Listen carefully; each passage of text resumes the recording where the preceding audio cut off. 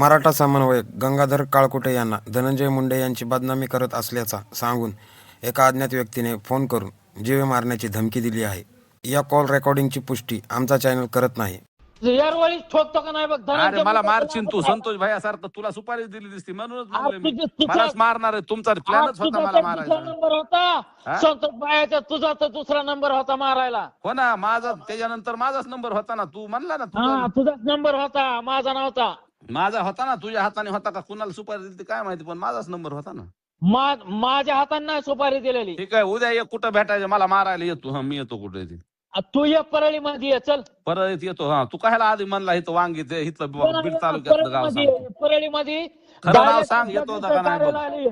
खरं नाव सांग, मी परत येतो. पहिला कार्यालय माहित नाही का तुला धनंजय मुंड्याचं? तिथं ये. माहिती नाही, येतो ना. तिथं येऊ का कार्यालयात? तिथं येतो. एकटा ये, तू एकटा. बाबा एकटाच येणार. तुझ्या गाडीत जमा एकटा ये उद्या त्याला. हो येतो. फक्त सकाळी फोन चालू ठेव तुझा. येतो. हो, सकाळी पान चालू ठेवू. रातच्या दारू पिऊन नको हे करू. मी 12 वाजता फोन उचलतो म्हणजे. काय मुत केला गुढीचा मूत प्याला का दारू प्याला हे कळतं तुझ्या बोलण्यावर, तुझी भाषा वापर.